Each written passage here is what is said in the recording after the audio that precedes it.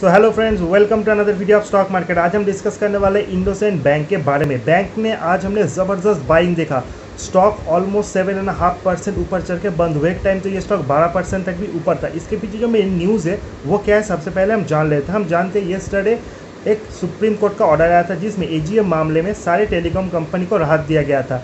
इसी के चलते अगर हम इंडोसेंड बैंक, येस बैंक का एक्सपोजर देखें वो टेलीकॉम सेक्टर के ऊपर बहुत ज़्यादा है। सो इसके न्यूज़ के बेस के ऊपर ये उनके लिए एक रिलीफ भरा न्यूज़ है, जिस कारण इसमें हमने ज़बरदस्त बाइंग देखा। Not only IndusInd Bank, Yes Bank जैसा स्टॉक में भी आज हमने ज़बरदस्त मोमेंटम देखा। सो अगर हम इस न्यूज़ को देखें तो share of IndusInd Bank jump much as 13% intraday trading hit its fresh 52 weeks high जो कि 1186 है on BSE on September 16। The stock witnessed a strong transaction a day after the Union Cabinet approved a relief package for the telecom sector. IndusInd Bank has exposure to Vodafone Idea and investors see the relief package of the telecom sector as a big positive for the banking players such as Yes Bank, IndusInd Bank and IDFC First Bank.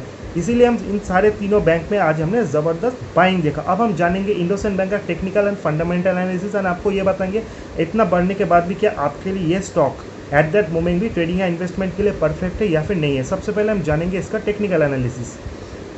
सो अगर हम yes bank का, IndusInd bank का technical analysis करें सो in that case हमको ये पता चलेगा कि टेक्निकली अगर इस पर्टिकुलर स्टॉक का रिटर्न देखें 1 वीक में ऑलमोस्ट 13% का रिटर्न इस स्टॉक ने दिया है। 1 मंथ में 10%, 3 मंथ में 10%, 6 मंथ में 10% एंड जो 1 ईयर का रिटर्न है वो ऑलमोस्ट 80% के करीब है। अगर इसका relative strength index and money flow index देखें तो रिलेटिव स्ट्रेंथ इंडेक्स में इसका स्कोर आता है 65 एंड मनी फ्लो इंडेक्स में 71। 70 के ऊपर ये ओवरबॉट होता है, 70 के नीचे जब आता है तो इसे हम नॉर्मल कहेंगे एंड 30 के नीचे ये ओवर सोल्ड हो जाता है। So according to relative strength index stock is 65, so ये ओवरबॉट नहीं है, but according to money flow index 71, according to that ये स्टॉक अभी ओवरबॉट है। अगर इस पर्टिकुलर स्टॉक का रेजिस्टेंस एंड सपोर्ट देखें, स्टॉक 1102 का रेजिस्टेंस को भी स्टॉक ने ब्रेक किया। सो एट दैट मोमेंट अगर आपको एक स्टॉप लॉस लगाना है सो 1102 is a best stop loss for this particular stock. 1130 जो है वो स्टॉक का क्लोजिंग है, तो 3% नीचे स्टॉप लॉस आपको लगा के ही मेंटेन करना पड़ेगा। एंड अगर इन्वेस्टमेंट पर्सपेक्टिव से आप बाइंग करना चाहते हो तो डेफिनेटली ये स्टॉक 1500 की तरफ भी जाएगा, बट इसके लिए थोड़ा टाइम लगेगा। But for trading perspective 1102 is a best stop loss for you. अगर आप फ्रेश बाइंग करना चाहते हो सो येस्टरडे का जो प्राइस एंड टुमारो का जो प्राइस है उसमें बहुत ज़्यादा गैप हो गया है, इसीलिए 1102 is a safe stop loss for you. Now अगर इस पर्टिकुलर कंपनी का हम simple moving and exponential moving average को देखें सो 220 day simple moving and exponential moving average जो वो 1000 है, उसके ऊपर स्टॉक ट्रेड कर रहा है ऑलमोस्ट 13%। सो ये स्टॉक के लिए बहुत ही बुलिश इंडिकेशन है। 200 day simple moving and exponential moving देखें वो 973 है। So according to simple moving average and exponential moving average stock is trading very good zone and ये जो पैटर्न है वो बुलिश है। According to money flow index stock थोड़ा overbought है, पर according to relative strength stock is not overbought here. तो stock में अभी बहुत सारा जान बाकी है। यह था स्टॉक का टेक्निकल एनालिसिस। नाउ हम जानेंगे इसका फंडामेंटल चीज़ें। तो फंडामेंटल चीज़ों के जानने के लिए सबसे पहले हम अगर कंपेयर करें इसके पीयर्स के साथ सो आज यह स्टॉक जो है वो बहुत ही ज़्यादा बढ़ चुका है। अगर इस पर्टिकुलर स्टॉक के हम 52 weeks high and 52 weeks low को देखें तो स्टॉक आज ही 52 वीक्स हाई 1186.50 को टच किया है एंड इसका जो डे हाई है यही है इसका डे हाई। एंड अगर इस पर्टिकुलर स्टॉक के हम टोटल मार्केट कैप को देखें वो 87,538 करोड़ है। एंड अगर इस पर्टिकुलर स्टॉक के हम प्रेजेंट पीक को देखें वो 25.4 है, तो जो फिर भी बहुत ही डिसेंट है। अगर इस कंपनी का हम या फिर पूरे सेक्टर का पी देखें वो है 30.75। जो सेक्टर में जितने भी बैंक है अकॉर्डिंग टू देम ये स्टॉक का वैल्यूएशन अभी चीप है। सबसे पहले हम जानेंगे इसका market cap. As I said 87,500 crore के ऊपर का market cap and 52 weeks high हमने कहा है 52 वीक्स लो 485 है, तो स्टॉक 52 वीक्स लो से बहुत ऊपर आ गया है।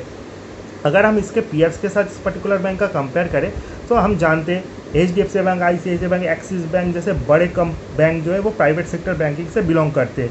उनके सामने ये बैंक तो कुछ भी नहीं है, बट फिर भी मार्केट कैप वाइज ये 5th नंबर पे आता है।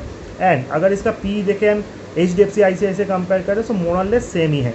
बट अगर इस पर्टिकुलर कंपनी के हम कुछ इंपॉर्टेंट चीज़ों को देखें वो है स्टॉक का बहुत ज़्यादा बढ़ जाना with in a very few short time, जो थोड़ा बहुत रिस्की फैक्टर है, बट एज आई से टेक्निकली ये स्टॉक अभी भी बहुत स्ट्रॉन्ग है एंड पी वाइज तो स्टॉक का परफॉर्मेंस अच्छा है। एंड अगर इस पर्टिकुलर न्यूज़ के बाद स्टॉक का एनपीए थोड़ा भी घटता है इन अपकमिंग डेज तो बैंक के लिए बहुत बड़ा रिलीफ रैली होगा एंड इन्वेस्टर के लिए ये बहुत पॉजिटिव न्यूज़ होगी। एक टाइम से ये स्टॉक 1300-1500 तक भी ट्रेड करता था, उसके बाद बैंक ने बहुत ज़्यादा करेक्शन हमने देखा एंड अभी बैंक बहुत अच्छे पोजीशन पे है। अगर इस पर्टिकुलर बैंक के हम शेयर होल्डिंग पैटर्न को देखें तो प्रोमोटर्स के पास इस पर्टिकुलर बैंक में जो हिस्सा है वो है 16.56% का, एफआई का 52% का होल्डिंग है, डीआई का 17.74 एंड पब्लिक होल्डिंग है 13.66। सो एफआईआई है very bullish in this particular stock and इसने ज़बरदस्त रिटर्न भी दिया है। पब्लिक होल्डिंग 13.66 एंड 17.74% का जो डीआई का होल्डिंग है वो भी बहुत ही अच्छा है। सो इन ऑल दिस एस्पेक्ट इतना बढ़ जाने के बाद भी यानी 7% ये स्टॉक आज बढ़ा है, लास्ट फ्यू डेज में भी हमने अच्छा खासा बाइंग देखा, फिर भी ये स्टॉक अभी भी आपके लिए एट्रैक्टिव बेट है।